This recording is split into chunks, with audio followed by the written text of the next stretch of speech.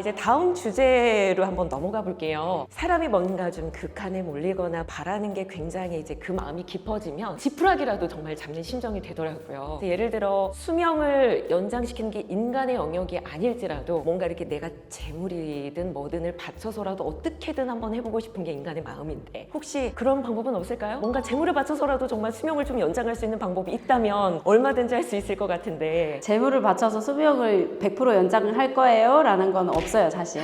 없고요. 우리가 대수대명을 칠 때 닭을 제물로 바쳐요. 그렇죠. 많이 봤습니다. 네. 미디어에서. 네. 이제 군웅이라는 거를 풀고 나서 그 뒤로 닭을 잡아서 바치는 거죠. 닭의 목숨을 대신 바칠 테니 이 사람을 괜찮게 도와주세요. 이렇게 하는 거리예요. 그 거리 자체가. 그러니까 대수대명이라는 것 자체에 들어있어요. 대신 이제 재물을 다른 걸로 바치는 게 아니고 닭으로 바치는 거죠. 약간 그렇게 뭔가 대체적인 요소는 있을 수 있다. 그쵸. 조금 이해가 됩니다.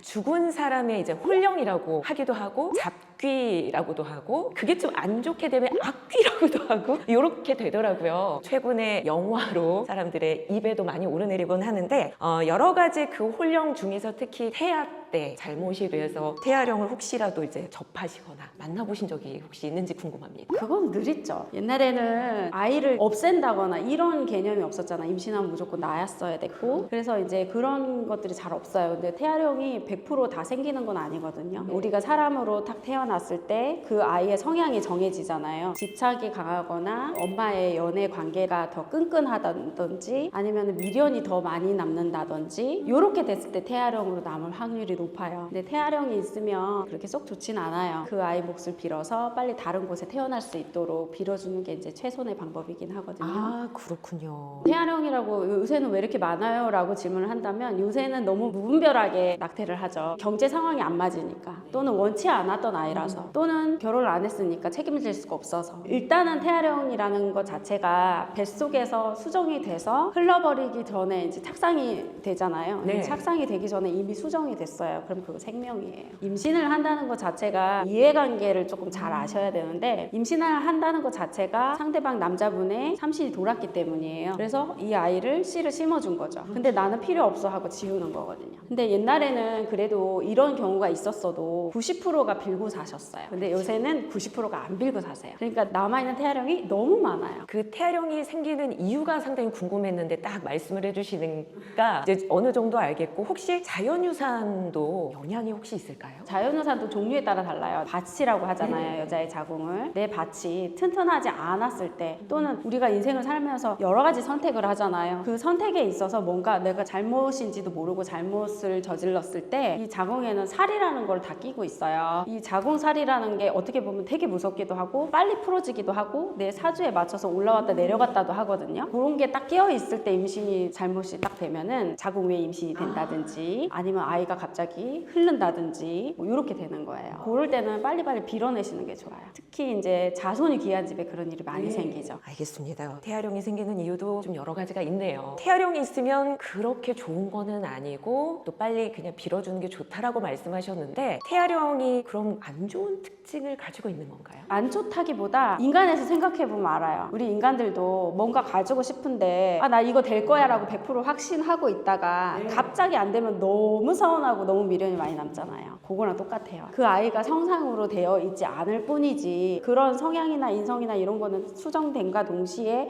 이 아이는 어떤 아이야? 라고 삼신 할머니께서 주시는 거거든요. 그렇기 때문에 그거는 남아있어요. 그 본질은. 우리 조상들도 그렇잖아요. 조상들이 내 자손한테 올 때 해를 끼치러 오시는 게 아니에요. 태아령도 마찬가지예요. 아니 미련이 남고 내 엄마라서 유대관계가 더 깊어서 또는 인연이 더 깊어서 태아령으로 남았다면 그게 아쉬워서 미련이 남아서 남아있는 거지 해를 끼치려고 있는 건 아니거든요. 하지만 우리가 귀신이 옆에 있다는 거 또는 조상이 옆에 있다는 건 인간한테 별로 썩 좋지 않다는 걸 모두가 알고 계시잖아요. 이제 태아령이 있다 보니까는 태어나서 업을 쌓은 게 없어요. 그렇기 때문에 빌면 빌어줄수록 그만큼 많이 받아갈 거거든요. 그래서 빨리 빌어주면 빨리 갈 건데 그거를 이제 너무 모르시고 계시니까 그냥 나는 내 마음대로 이제 최선을 다해서 빌어줬으니까 괜찮을 거야 라고 안도하시는 거죠. 그런 아이들이 쭉 있게 되면요 이제 태아령이 한 명일 때 두 명일 때, 세밀 때 이렇게 달라요. 안 그래도 그래서 여쭤보고 싶었던 게 모르니까 그걸 빌어주지 못한 상태에서 태아령이 계속 따라다니면 어떤 증상이나 일이 발생하는지도 궁금했어요. 일단은 이제 마음이 12번씩 바뀌고요. 감정 기복이 심해져요. 안정이 안 되는 거죠, 마음이. 그리고 이제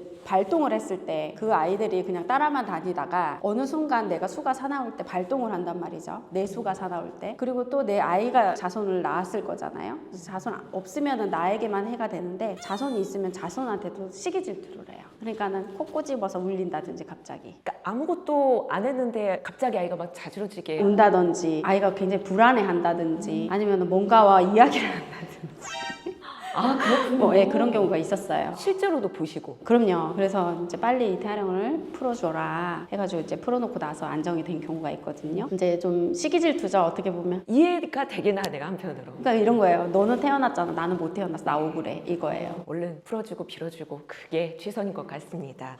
낙태나 유산을 하게 되면 무조건 태아령이 만들어지게 되고 따라다니게 된다. 이렇게는 안 받아들여도 될까요? 네, 자연유산이 됐다 하더라도 엄마의 마음이라는 게 그렇잖아요. 내 뱃속에 수정이 됐던 아이니까. 그래도 내 아이였는데 쿨하게 그냥 뭐 어쩔 수 없지 이렇게 하시는 분들도 계시지만 그게 참 마음에 많이 남아요. 특히 자식 가진 부모면 더더욱 그렇죠. 그렇기 때문에 그런 거를 빨리 어떻게 빌어주고 싶은데 이런 방법이 있나 저런 방법이 있나 찾아보고 하시는 분들도 계시고요. 실제로 절이나 이런 데 가면 또 그런 절이 또 있잖아요. 네. 그래서 거기서 올리시는 분들도 계시고 이제 무속인 찾아와서 있는지 없는지 확인하시는 분들도 계시는데 그런 거는 빨리 무속인 찾아와서 확인을 하시는 게 좋아요. 그럼 여기에서 또 궁금증이 생기는데 그럼 그 태아령이 여자만 따라다니는 건가요? 아니요. 엄마 아빠죠.